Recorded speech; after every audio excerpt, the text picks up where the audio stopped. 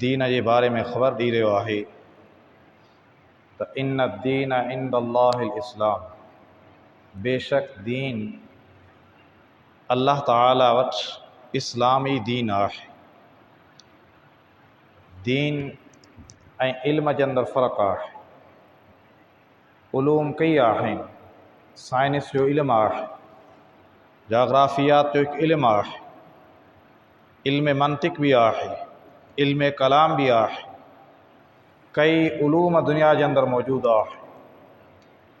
दीन उनजो ताल्लुक़ सिर्फ़ु इल्म सां न आहे, बल्कि दीन उहो पैगाम आहे, दीन उहा शरीयत आहे, दीन उहो हुकुम आहे जेको अल्लाह तबारक व तआला संस रसूल सल्लल्लाहु अलैहि वसल्लम जिन जे ज़रिए ऐं क़ुरान करीम जे ज़रिए असां ताईं पहुचायो। तंहिं करे दीन खां मुराद क़ुरान करीम ऐं हदीस पाक आहे। नबी अकरम सल्लल्लाहु अलैहि वसल्लम दुनिया खां रवाना थी रहिया आहिनि। सहाबा खे या ॿियूं वसियतूं कनि था, उन सां गॾोगॾु हिकु इहा बि वसियत कनि था, हिकु इहा बि ख़बर ॾियनि था, तरक्तुकुम अलल बैज़ा, आउं तव्हांखे हिकु वाज़े रोशन तरीक़े ते, रोशन रस्ते ते छॾे वञां पियो। तरक्तुकुम अलल बैज़ाए लैलुहा कनहारिहा, अहिड़ो वाज़े रस्तो जंहिंजी राति बि ॾींहं वांगुरु रोशन आहे। ॿी हदीस जा अल्फाज़ आहिनि, तरक्तु फ़ीकुम अमरैन, आउं तव्हांजे अंदरि ॿ शयूं छॾियो वञा, लन तज़िल्लू मा तमस्सक्तुम बिहिमा, जेसि ताईं तव्हां उन्हनि ॿिनि शयुनि ते अमल कंदा रहियो, दुनिया जी का बि ताक़त तव्हांखे राह हक़ खां हटाए नथी सघे। दुनिया जी का बि ॻाल्हि तव्हांखे सिधे रस्ते खां हटाए नथी सघे, गुमराह करे नथी सघे, जेसि ताईं तव्हां उन्हनि ते अमल कंदा रहियो। शर्त अमल जो आहे। उहे ॿ शयूं छा आहिनि? किताबुल्लाह व सुन्नत रसूलिही, हिकु अल्लाह जो किताब, ॿियो हुनजे रसूल सल्लल्लाहु अलैहि वसल्लम जी सुन्नत यानी हदीस पाक।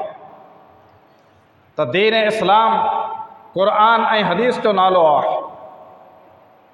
जहिड़े तरीक़े सां अल्लाह तबारक व तआला दीन खे असां ताईं पहुचायो आहे, दीन खे मुअय्यन कयो आहे, अहिड़े तरीक़े सां उन दीन ते अमल करण जे लाइ जनाब मुहम्मदुर रसूलुल्लाह सल्लल्लाहु अलैहि वसल्लम जिन जे ज़ात अक़दस खे मबऊस फरमाए, असांजे लाइ रसूलुल्लाह जो तरीक़ो बि मुअय्यन कयो आहे। हुकुम अल्लाह जो आहे, क़ुरान करीम जे सूरत में, हदीस पाक जे सूरत में। उन हुक्म ते अमल जी क़बूलियत जे लाइ शर्त मुहम्मदुर रसूलुल्लाह सल्लल्लाहु अलैहि वसल्लम जिन जी ताबेदारी आहे।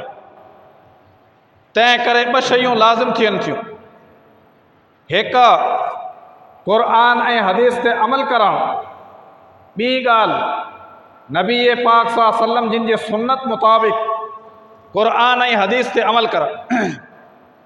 तंहिं करे पाण सल्लल्लाहु अलैहि वसल्लम हिकु इहा बि वसियत कनि था, मशहूर हदीस आहे, अलैकुम बिसुन्नती व सुन्नतिल खुलफाइर राशिदीन अल महदीयीन, तव्हां लाज़िम करे वठिजो मुंहिंजे सुन्नत खे, मुंहिंजे तरीक़े खे ऐं खुलफाए राशिदीन जे तरीक़े खे।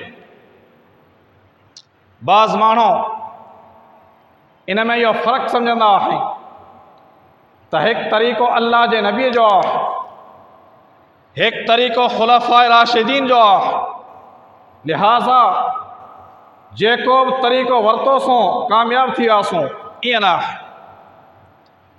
इन ई ॻाल्हि खे मुख़्तसिर टाइम में सम्झाइण जी कोशिशि कंदसि त छा मफ़हूम आहे हदीस जो त रसूलुल्लाह जी सुन्नत खे लाज़िम करिणो आहे ऐं सुन्नत ख़ुलफ़ाए राशिदीन जी खे लाज़िम बनाइणो आहे।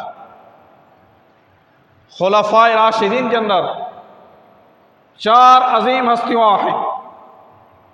अबू बकर उमर उस्मान अली रज़ी अल्लाह अन्हुम। कायनात इंसानियत के अंदर इन्हनि 4 हस्तियुनि जे बारे में असांजो अक़ीदो आहे त अंबिया ऐं रसूलनि खां बाद आदम अलैहिस्सलातु वस्सलाम खां वठी करे जनाब मुहम्मदुर रसूलुल्लाह सल्लल्लाहु अलैहि वसल्लम ताईं जेके बि उम्मतूं आयूं, क़यामत ताईं जेके बि इंसान ईंदा, तमाम इंसाननि जे अंदरि सभ खां अफ़ज़ल तरीन हस्तियों अबू बकर उमर उस्मान अली रज़ी अल्लाह अन्हु।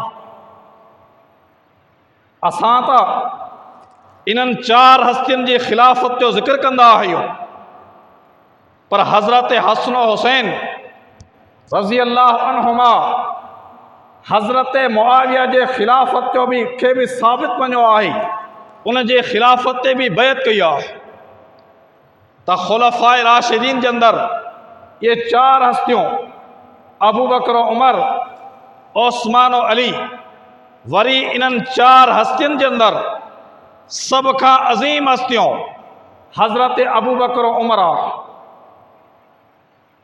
तव्हां तारीख़ पढ़ंदो, दीन इस्लाम जे अंदरि हर मसइले जे अंदरि रसूलुल्लाह जे सीरत जे हर पहलू जे अंदरि तव्हांखे अबू बकर उमर नज़र ईंदा। वो अबू बकर उमर जो नबी पाक सल्लल्लाहु अलैहि वसल्लम जॾहिं किरा निकिरनि था, कई मिसाल मौजूद आहिनि। अबू बकर उमर जो ही मिसाल साम्हूं अचे थी। सही मुस्लिम जी हदीस आहे, हज़रत अली रज़ी अल्लाह अन्हु फरमाए थो, कुन्तु अक्सर अस्मा रसूल अल्लाह, अल्लाह जे रसूल सल्लल्लाहु अलैहि वसल्लम खां घणो करे आउं ॿुधंदो हुअसि, दख़ल तो अना व अबू बकरिन व उमर, फलां बाग़ में आउं अबू बकर उमर दाख़िल थियासि, ख़रज तो अना व अबू बकरिन व उमर, फलां जगह तां आउं अबू बकर उमर निकितासि, जे तो अना व अबू बकरिन व उमर, फलां जगह ते आउं अबू बकर उमर आयासि। पाण सल्लम क़यामत के वक़ू के बारे में ख़बर ॾियनि था, फरमाइनि था, अना अव्वलो मन तुनशक़्क़ु अन्हुल क़ब्र, आउं उहा पहिरीं हस्ती आहियां जंहिंखे सभ खां पहिरीं क़ब्र खां उथारियो वञिबो। सुम्मा अबा बकरिन व उमर, उन खां बाद अबू बकर उमर ई उथंदो। कई मिसाल मौजूद आहे। अल्लाह जो नबी जबल औत ते बीठल आहे, पाण सां गॾु अबू बकर उमर हज़रत उस्मान आहिनि। अल्लाह ताला चाहियो त नबीअ जे ज़बानी अबू बकर उमर उस्मान जो मक़ाम साबित थियणु घुरिजे। जबल औद हिले थो, अल्लाह जो नबी फरमाइनि था, उस्कुत औदो, ऐं औद ख़ामोश थी वञ, फ़इन्ना अलैक नबियुन औ सिद्दीकुन औ शहीदाने, तो ते या त अल्लाह जो नबी आहे या सिद्दीक़ आहे ऐं 2 शहीद आहिनि, उमर उस्मान रज़ी अल्लाह अन्हु। उहो अबू बकर उमर रज़ी अल्लाह अन्हुमा हिकु मरतबा नबी पाक सल्लल्लाहु अलैहि वसल्लम हिकु बनी इसराइल जो वाक़ियो पेश कनि था। सही मुस्लिम जी हदीस आहे, हिकु शख़्स ढगे ते बार खणी करे वञी रहियो आहे, अचानक ढगो साम्हूं थिए थो, ॻाल्हाए थो त आउं इन लाइ पैदा न कयो वियो आहियां, मूं ते बार खयो वञे, इन्नमा ख़ुलिक़्तु लिल हर्से, आउं त ॿनी खेड़ण लाइ पैदा कयो आहे। सहाबा इहा ॻाल्हि ॿुधनि था, हैरान थियनि था त हिकु जानवर ॻाल्हायो। पाण फौरन फरमाइनि था, आमनतु अलैहि व अबा बकरिन व उमर, इन ॻाल्हि ते मुंहिंजो ईमान आहे, अबू बकर उमर जो बि इन ॻाल्हि ते ईमान आहे। वमा हुमा सम्मा, अबू बकर उमर मौजूदु ई न हो। त अबू बकर उमर उहे अज़ीम हस्तियों जिन जी ग़ैर मौजूदगी में अल्लाह जो नबी उन्हनि जे ईमान जी गवाही ॾे। नबी पाक सल्लल्लाहु अलैहि वसल्लम मस्जिद में दाख़िल थींदा हुआ, पंहिंजे हुजरे मुबारक खां दरवाज़ो खुले थो मस्जिद जे अंदरि, इतां खां पाण महराब में ईंदा हुआ, वरी वापसि हुजरे ॾांहुं मोटंदा हुआ। राति ऐं ॾींहं में ख़ासि करे 5 मरतबा हर निमाज़ जे लाइ अल्लाह जो नबी अम्मा आयशा सिद्दीक़ा जे हुजरे खां महराब ताईं, महराब खां वरी वापसि हुजरे ॾांहुं ईंदा हुआ। अल्लाह ताला खे पंहिंजा इहे क़दम मुबारक इहो राति ऐं ॾींहं में अचणु एतिरो पसंदि आयो जो अल्लाह ताला इन जॻह खे जन्नत जो बाग़ीचो बनाए छॾियो। पाण सम्झनि था मां बैन बैती व मिंबरी रौज़तुम मिन रियाज़िल जन्ना, मुंहिंजे मिंबर खां मुंहिंजे घर ताईं जेका जॻह आहे ई जन्नत जो बाग़ीचो आहे। पाण जॾहिं मस्जिद में दाख़िल थींदा हुआ, सहाबा एहतराम कंदे, नबी साईं जी हिकु हैबत हुई, हिकु हशमत हुई, हिकु अज़मत हुई, जंहिंजी वजह सां सभु इंतिहाई अदब सां कंध झुकाए करे वेठल हूंदा हुआ। अबू बकर उमर रज़ी अल्लाह अन्हुमा पाण खे एतिरा क़रीब हुआ जो सहाबा चवनि था जीअं ई पाण मस्जिद में दाख़िल थींदा हुआ, यंज़ुरान इलैहि व यंज़ुरु इलैहिमा, अबू बकर उमर नबी साईं ॾांहुं ॾिसंदा हुआ, नबी साईं अबू बकर उमर ॾांहुं ॾिसंदा हुआ। यतबस्समान इलैहि व यतबस्समु इलैहिमा, नबी साईं उन्हनि खे ॾिसी करे मुर्की पवंदा हुआ, अबू बकर उमर नबी साईं खे ॾिसी करे मुर्की पवंदा। इन खां वधीक अज़मत छा खे चइबो? अहिड़ी हस्ती जंहिं ते सिर्फ़ु निगाहूं पइजी वञनि, अल्लाह उन्हनि निगाहनि तां जहन्नम जी बाहि खे हराम करे छॾियो आहे। अबू बकर उमर राति जी जलवत जे अंदरि, ख़लवत जे अंदरि नबी साईं जा साथी रहिया आहिनि। जॾहिं को बि गॾु न हूंदो हो, मशवरो थींदो या अबू बकर सां या उमर सां। पाण हिकु दफ़ा मस्जिद में दाख़िल थियनि था, अबू बकर उमर अॼु मस्जिद में न बल्कि पाण सां गॾु मस्जिद जे दरवाज़े में दाख़िल थियनि था। पाण जो सॼो हथु अबू बकर जे हथ में आहे, खॿो हथु उमर फारूक जे हथ में आहे। सहाबा ॾिसी करे ताजुब कनि था, पाण सम्झनि था हा कज़ा नुबासु यौमल क़ियामह, क़यामत जो ॾींहुं क़ाइमु थींदो, असां अहिड़े तरीक़े सां उथारा वञिबासीं। उहो अबू बकर उमर रज़ी अल्लाह अन्हुमा सहाबा सुवाल कनि था, अल्लाह जा नबी क़यामत जे ॾींहुं तव्हां सां पहिरीं पहिरीं मुलाक़ात किथे थींदी? पाण सम्झनि था आउं हौज़ कौसर ते साक़ीअ कौसर बणिजी करे बीठल हूंदासीं, पाण सां गॾु अबू बकर उमर। अज़मत बेपाई आहे। सहाबा हर उहो शख़्स जंहिं ईमान जी हालत में नबी साईं खे ॾिठो, ईमान ते ख़ात्मो थियो, उनखे सहाबी चइबो आहे।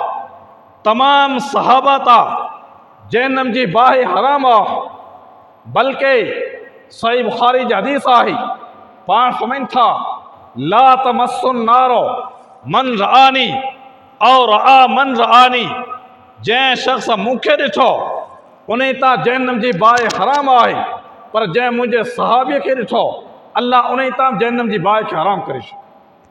लेकिन उन जे बावजूदि उन्हनि जा दर्जात आहिनि, फज़ीलतूं आहिनि।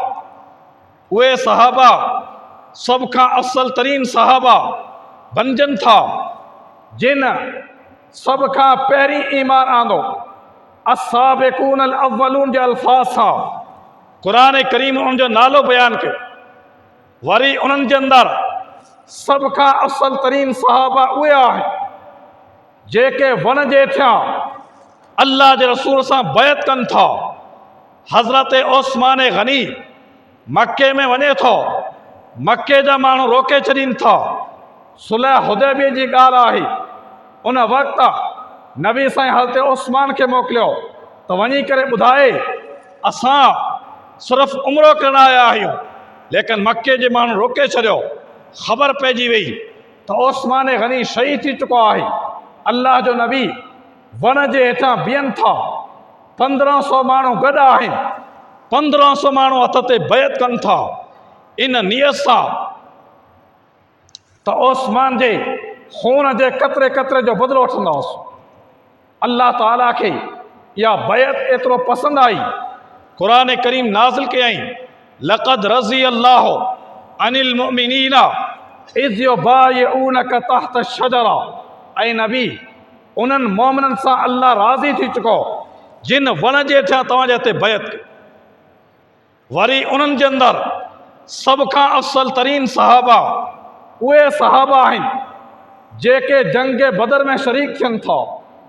जंग बदर इस्लाम जी पहिरीं जंग आहे, जंहिं जंग जे ॾींहुं अल्लाह तबारक व तआला पंहिंजे अर्श अज़ीम खां दुनिया जे आसमान ते अचे थो। हदीस जा अल्फाज़ आहिनि, युबाही बिहिमुल मलाइका।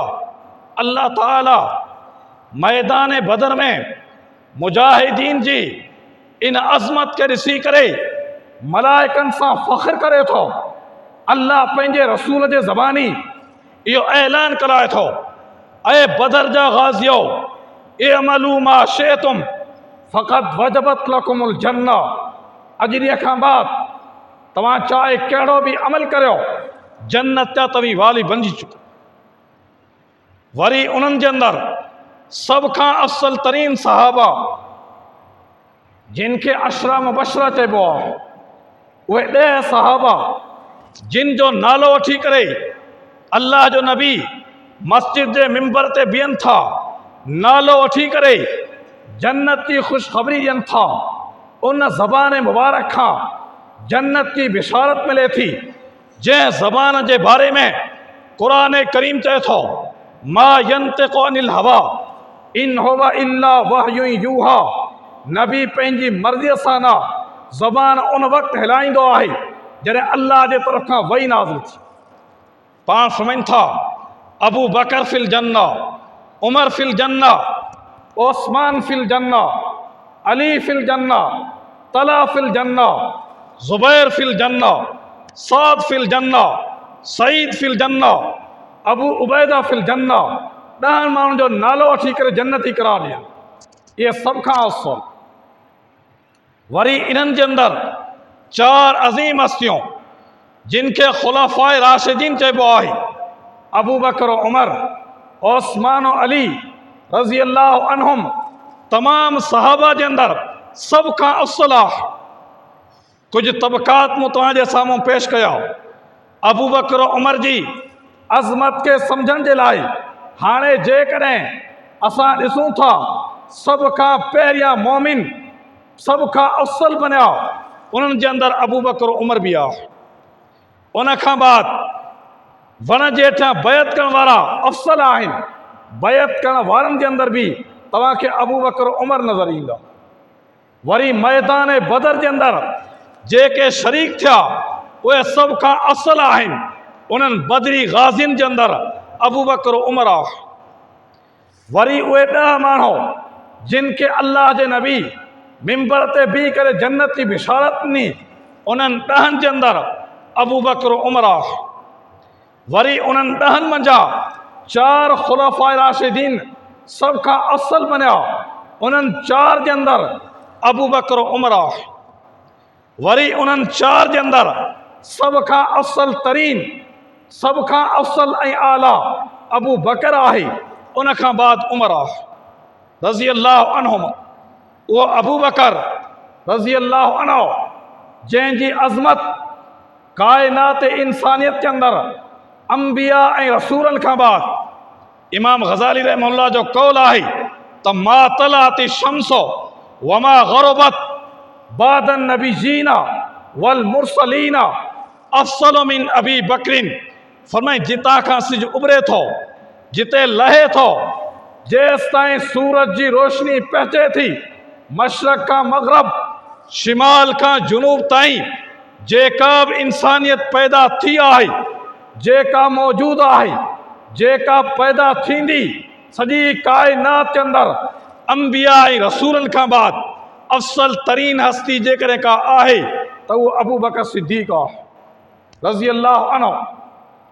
वो अबू बकर जो नबी पाक सल्लल्लाहु अलैहि वसल्लम जॾहिं मक्की ज़िंदगी आहे त हर मोड़ ते, हर मुश्किल जे वक़्तु, राति जो टाइम हुजे, ॾींहं जो टाइम हुजे, हिजरत जो सफ़र हुजे, को ॿियो मसइलो हुजे, हर वक़्तु अबू बकर अल्लाह जे नबीअ सां गॾु आहे। जॾहिं मदनी ज़िंदगी शुरू थिए थी, अल्लाह जो नबी ॿियनि तमामु सहाबा खे जेके उन्हनि एहसान कया पाण वापसि कनि था।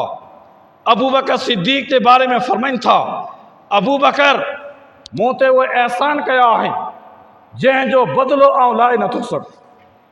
अबू बकर जे एहसानात जो बदिलो ख़ुदि अल्लाह तबारक व तआला ॾी। उहो अबू बकर रज़ी अल्लाह अन्हु जो जेकॾहिं कंहिं मामूली ॻाल्हि तां को शख़्स अबू बकर सिद्दीक़ के अल्फाज़ चवंदो हो, सख़्तु अल्फाज़ चई वठंदो हो, अल्लाह जो नबी इंतिहाई कावड़ में अची वेंदो हो, अबू बकर जी अज़मत के बयान करणु शुरू कंदा हो। जंहिंजो हिकु मिसाल ॾेई करे अॻिते हलां थो, हज़रत अबू बकर, हज़रत उमर रज़ी अल्लाह अन्हुमा ॿई पाण में गहरा दोस्त हो। अल्लाह जे नबीअ सां मोहब्बत की वजह सां उन्हनि जी पाण में बेहद मोहब्बत। हिकु मरतबा कंहिं ॻाल्हि तां अबू बकर रज़ी अल्लाह अन्हु नाराज़ थिए थो ऐं हज़रत उमर खे कुझु सख़्तु अल्फाज़ चई वञे जेके मुनासिब न हुआ, चवणु न घुरिजे हा। हज़रत अबू बकर चई वरिता।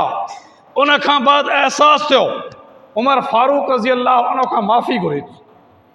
हज़रत उमर बि माफ़ न पियो करे, बल्कि नाराज़ थी करे घर ॾांहुं रवानो थी वियो। पोयां खां अबू बकर वञी रहियो आहे।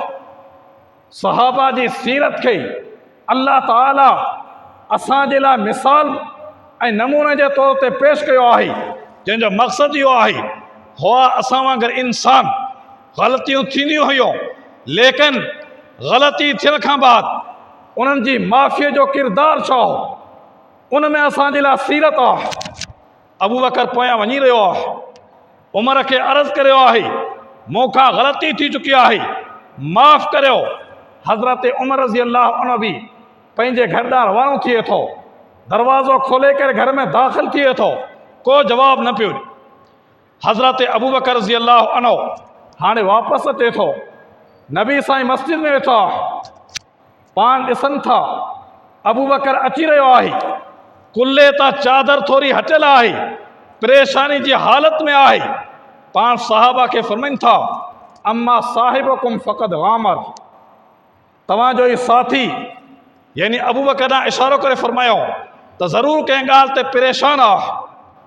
अची करे मजलिस में दाख़िल थियो, अल्लाह जे नबीअ खे सलाम पेश करे थो ऐं अर्ज़ु करे थो, अल्लाह जा नबी, मूंखां हिकु ग़लती थी वई।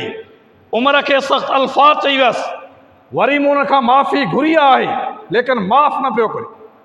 नबूवत जे ज़बान ते अल्फाज़ अचनि था, ऐं अबू बकर अल्लाह तोखे माफ़ कर। थोड़ी देर गुज़री, उमर फारूक भी साॻी परेशानी जे हालत में मोटी अचे। दिल में ख़्यालु आयो, अबू बकर जहिड़ी हस्ती मूंखां माफ़ी तलब कई, मूं हुनखे माफ़ कोन कयो।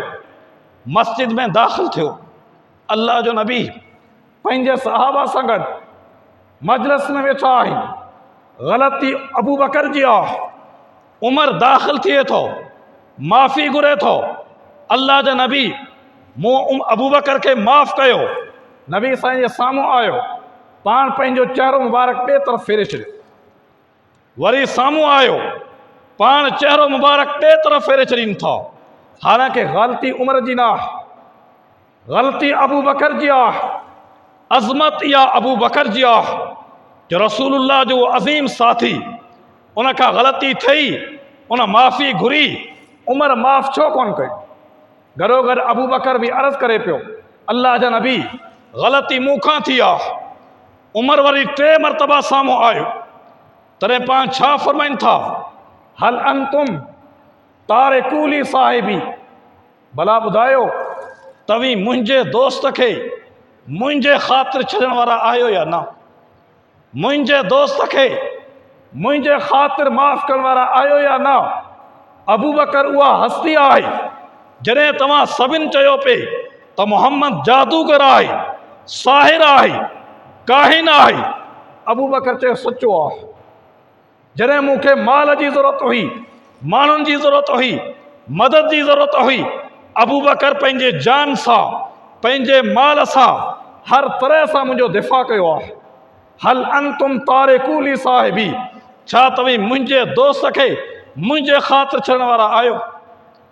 सीरत पढ़ी ॾिसो, सीरत अल्लाह जे नबीअ जी, लेकिन अबू बकर पाण सां गॾु आहे। अबू बकर उहा हस्ती रसूल पाक सल्लल्लाहु अलैहि वसल्लम जिन सफ़र जे अंदरि आहे, अबू बकर गॾु आहे। पाण हज़र में अबू बकर पंहिंजो साथी आहे, पंहिंजो यार ग़ार आहे। उहो अबू बकर जो ॿिया तमामु सहाबी बणजनि था, रसूलुल्लाह जी चवण जी वजह सां पाण उन्हनि खे पंहिंजो साथी बनायो। अबू बकर उहा हस्ती आहे जंहिंखे रसूलुल्लाह जो सहाबी ख़ुदि अल्लाह ताला फरमायो आहे, फरमाए इज़ तक़ूलु लिसाहिबिही ला तहज़न इन्नल्लाह माना। उन वक़्त खे यादि कयो जॾहिं नबी पंहिंजे सहाबी खे चई रहियो हो त ग़म न कर। ॿिया सहाबा उन्हनि जी अज़मत बेपाई आहे, लेकिन अबू बकर उहा हस्ती आहे जेको पाण जंहिंजा माउ ऐं पीउ, जंहिंजा पुट ऐं धीअ, सॼो सारो घराणो, सिर्फ़ु मुस्लमान न बल्कि सॼो घराणो जंहिं सहाबीअ जो सहाबी आहे, उहो अबू बकर सिद्दीक़ आहे रज़ी अल्लाह अन्हु। इहा ई अज़मत उमर फारूक जी आहे रज़ी अल्लाह अन्हु। जहिड़े तरीक़े सां इब्राहिम ख़लील अलैहिस्सलातु वस्सलाम कैबतुल्लाह खे तयारु कयो आहे, कैबतुल्लाह खे आबाद करण जे लाइ अल्लाह ताला दुआ घुरी आहे। उन दुआ जे अंदरि काइनात जो इमाम जनाब मुहम्मदुर रसूलुल्लाह सल्लल्लाहु अलैहि वसल्लम जी ज़ात अक़दस खे तलब कयो अथसि, रब्बना वबअस फ़ीहिम रसूलन मिनहुम यतलू अलैहिम आयातिका व युअल्लिमुहुमुल किताबा वल हिकमता व युज़क्कीहिम। ऐं असांजा रब्बा हिननि मके वारनि जे अंदरि अहिड़ो माण्हू मबऊस फरमाए जेको तुंहिंजे किताब जूं आयतूं ऐं हिकमत पढ़ी करे ॿुधे। सॼी उम्मत जो इत्तिफ़ाक़ आहे त इहो इन दुआ खां मुराद काइनात जो इमाम जनाब मुहम्मदुर रसूलुल्लाह सल्लल्लाहु अलैहि वसल्लम आहे। इहो ई एज़ाज़ नबी साईं जे ज़बान खां हज़रत उमर फारूक रज़ी अल्लाह अन्हु खे मिलियो आहे। मक्की ज़िंदगी आहे, मके जा मुशरिका मुस्लमाननि खे बेपनाह तकलीफ़ूं ॾियनि था। तव्हांजो मुस्लमान आहे नबी साईं जे साम्हूं गॾु थियनि था, राति जो टाइम आहे, अर्ज़ु कनि था अल्लाह जा नबी अल्लाह खां दुआ घुरो, अल्लाह का वाज़े मदद नाज़िल करे। असां इस्लाम ते अमल नथा करे सघूं, ज़िंदगी गुज़ारणु मुश्किल थी चुकी आहे। ॿिनि जहाननि जो सरदार मोहम्मद मुस्तफ़ा सल्लल्लाहु अलैहि वसल्लम दो ज़ानू बणिजी करे वेहनि था, हथ मथे खणनि था, छा चवनि था, अल्लाहुम्मा अइज़्ज़ल इस्लामा बि उमर बिन ख़त्ताब। ऐं अल्लाह उमर बिन ख़त्ताब जे ज़रिए इस्लाम खे इज़्ज़त अता करे। उहो उमर जंहिंजे बारे में पाण सम्झनि था लौकान बादी नबीयुन लकान उमरो, जेकॾहिं मूंखां बाद को नबी अचिणो हुजे हा त उमर जे अंदरि उहा सलाहियत आहे, अल्लाह उनखे नबी बनाए। नबी साईं जी घरवारी बीबी ज़ैनब रज़ी अल्लाह अन्हा उमर फारूक जे बारे में फरमाए थी, इन्नल क़ुरआन यंज़िलु फ़ी बुयूतिना वलाकिन यंज़िलु अला लिसान उमर। क़ुरान करीम असांजे घर में नाज़िल थिए थो, नबी साईं जी घरवारी आहे, फरमाए थी क़ुरान करीम असांजे घर में नाज़िल थिए थो, लेकिन उमर जी ज़बान बणिजी करे नाज़िल थी। जंहिंजो मक़सदु त उमर अल्लाह जे नबीअ खे मशवरो ॾिए थो, उहो मशवरो अल्लाह खे एतिरो पसंदि अचे थो जो अल्लाह उनखे क़ुर बनाए करे नाज़िल कयो। त उहे अज़ीम हस्तियूं हुयूं। अल्लाह जो नबी फरमाइनि था, अलैकुम बि सुन्नती, तव्हां मुंहिंजी सुन्नत खे लाज़िम करे वठो, व सुन्नतिल खुलफ़ाए राशिदीन, ऐं खुलफ़ाए राशिदीन जी सुन्नत। छा नबी साईं जे वञण खां बाद अबू बकर सिद्दीक़ रज़ी अल्लाह अन्हु को ॿियो तरीक़ो ईजाद कयो, का ॿी सुन्नत मशहूर कई? उमर फारूक रज़ी अल्लाह अन्हु नबी साईं जे वञण खां बाद को ॿियो तरीक़ो अपनायो आहे जो असां चऊं हिकु सुन्नत अल्लाह जे रसूल जी आहे, ॿी सुन्नत खुलफ़ाए राशिदीन जी आहे? इहा माना हरगिज़ न आहे। माना छा आहे? अल्लाह जे नबीअ खे पंहिंजे खुलफ़ाए राशिदीन ते एतिरो एतमाद हो जंहिंजा कई मिसाल बयान थी चुका जो ग़ैर मौजूदगीअ में उन्हनि जे ईमान जी गवाही ॾियनि था। अहिड़े तरीक़े सां अल्लाह जे नबीअ खे पंहिंजे खुलफ़ा ते एतिरो यकीन हो त दुनिया जे अंदरि चाहे कुझु बि थी वञे हलियो, आसमान फाटी पवे, ज़मीन टुकड़ा टुकड़ा थी वञे हली, सॼी इंसानियत मुंहिंजे हुक्म जी मुखालफ़त करे वञे हली, लेकिन खुलफ़ाए राशिदीन पंहिंजे हुक्म जी नाफ़रमानी न कनि। तंहिं करे इन्हनि अल्फाज़नि जे ज़रिए सम्झाइणु चाहियो त अलैकुम बि सुन्नती, मुंहिंजी सुन्नत खे लाज़िम करे वठो।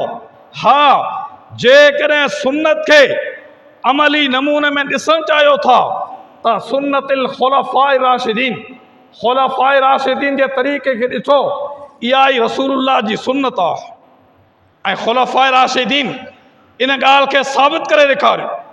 हज़रत अबू बकर रज़ी अल्लाह अन्हु ख़लीफ़ो बणिजे थो, पहिरियां इब्तिदाई ॾींहुं आहे, मदीने ते चार तरफ़नि खां हमिलो थियण वारो आहे, चार तरफ़नि खां दुश्मन मदीने ते हमिलो करणु चाहिनि था।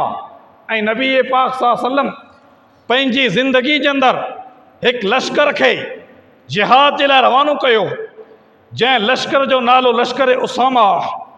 उहे नबी साईं जे वफ़ात जो ॿुधी करे वापसि मोटी अचनि था। नबी साईं फ़ौत थी चुका, अबू बकर सिद्दीक़ ख़लीफ़ो बणियो। हज़रत अबू बकर पहिरीं इहो हुकुम जारी कयो त इहे मुस्लमान मुजाहिदीन जा जमायत उसामा जे इमामत जे अंदरि रवानो थी वञे हली, जिन अल्लाह जे रसूल खे रवानो कयो। सहाबा एतिराज़ कनि था, जिन जे अंदरि अबू बकर, हज़रत उमर ऐं वॾा वॾा सहाबा अर्ज़ कनि था, अबू बकर मदीने जी हालत इहा आहे जो मदीने ते हमिलो थियण वारो आहे, ऐं जेके मुस्लमान आहिनि उन्हनि खे तव्हां ॿाहिरि मोकिले रहिया आहियो। अबू बकर जवाबु ॾिए थो, लौ अलिम तो अन सबा तख़तफ़ुनी फिल मदीना लअनफ़ज़्तु जैश उसामा, जेकॾहिं मूंखे ख़बर पइजी वञे हली त मदीने ते हमिलो थियण वारो आहे, अबू बकर जे जिस्म खे पखी ज़रो ज़रो करे नूचे वेंदा हलिया, उन जे बावजूद बि आउं हिन लश्कर खे रवानो कंदुसि। मा रद्दत तो जैशन वजहु रसूलुल्लाह वला हलल तो लिवाअन अक़दहु रसूलुल्लाह। अबू बकर उन लश्कर खे रोके नथो सघे जंहिंजे वञण जो हुकुम अल्लाह जे नबीअ ॾिनो आहे, उन झंडे खे रखण जो हुकुम ॾेई नथो सघे जंहिंजे खणण जो हुकुम अल्लाह जे नबी। त खुलफ़ाए राशिदीन उहे अज़ीम इंसान आहिनि जिन सभ खां पहिरीं रसूलुल्लाह जी सुन्नत ते अमल कयो आहे ऐं उम्मत खे तरीक़ो सम्झायो आहे त जेको तरीक़ो असांजो आहे इहा ई रसूलुल्लाह जी सुन्नत आहे। दीन इस्लाम जा कई अहकामात आहिनि। अबू बकर सिद्दीक़ रज़ी अल्लाह अन्हु सिर्फ़ हिकु मसइले ते मुखालफ़त थिए थी, अबू बकर सिद्दीक़ जिहाद जो ऐलान करे। कहिड़ो मसइलो? नबी साईं जे वफ़ात खां बाद जेके नवा मुस्लमान थिया हुआ उन्हनि मंझां हिकु गिरोह निकिरे थो जिन ऐलान कयो त असां ज़कात अदा न कंदासीं, जिन खे माने ईने ज़कात चइबो आहे, ज़कात जो इनकार करणु लॻा।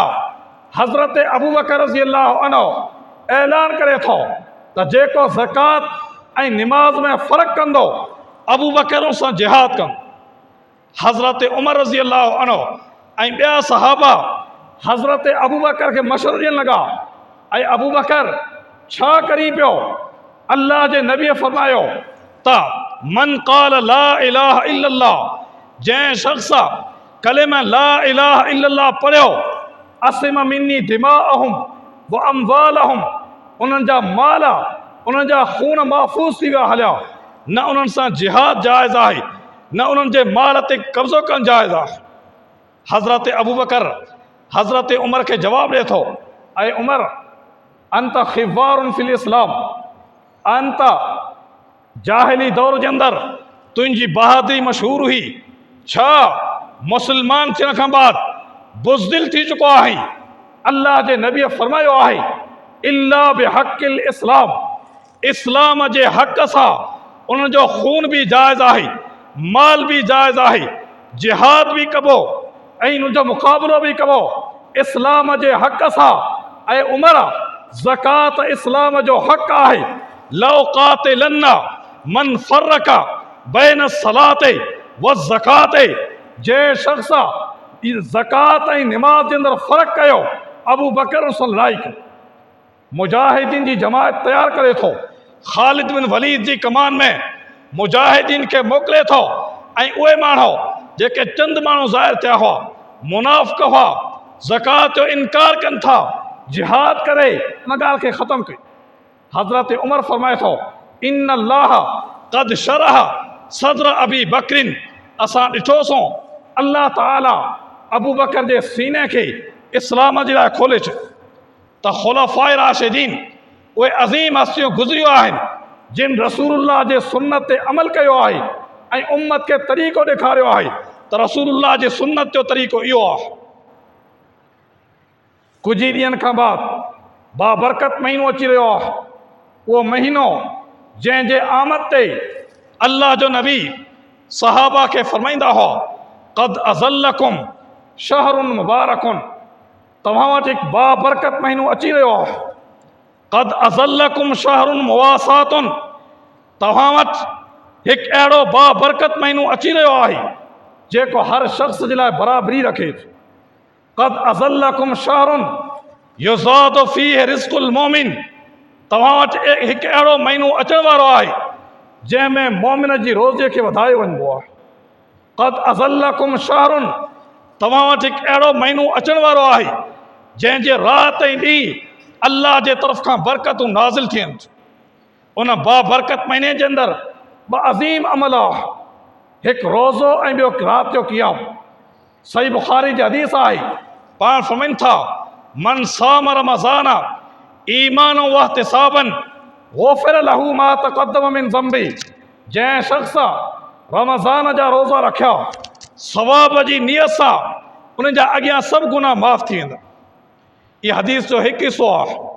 हदीस जो ॿियो हिसो मन क़ाम रमज़ान ईमान व इहतिसाबन ग़ुफ़िर लहू मा तक़द्दम मिन ज़ंबिही, जंहिं रमज़ान जो क़ियाम कयो सवाब जी नियत सां उन जा अॻियां सभु गुनाह माफ़ थी वेंदा।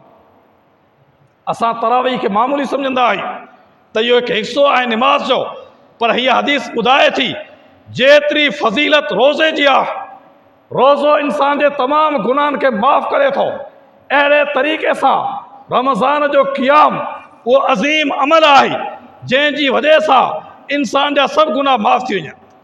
ऐं रमज़ान जो क़ियाम रसूल पाक सल्लल्लाहु अलैहि वसल्लम जिन जे सुन्नत सां सही हदीस सां साबित आहे त रमज़ान खां ग़ैर रमज़ान जे अंदरि सिर्फ़ु 8 रकात तरावी आहे। रमज़ान खां अलावा पाण खे तहजुद जे टाइम सहरी जे टाइम अदा कंदा हुआ ऐं रमज़ान मुबारक जे अंदरि इशा सां गॾोगॾु तरावी खे अदा कंदा हुआ। असांजे अंदरि इहा ॻाल्हि मशहूरु कई वई आहे त हज़रत उमर फारूक रज़ी अल्लाह अन्हु 20 रकातूं तरावी बनायूं।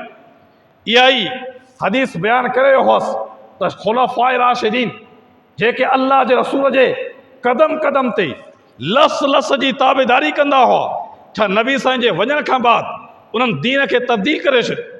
8 रकात तरावी खे उमर फारूक 20 रकात तरावी बनाए छॾियो। उहो उमर जेको रसूल पाक सल्लल्लाहु अलैहि वसल्लम जिन जे ज़ात जो बि मुहाफ़िज़ हो, पंहिंजे फरमान जो भी मुहाफ़िज़ रसूलुल्लाह जे साम्हूं जेकॾहिं को मुनाफ़िक बुलंद आवाज़ सां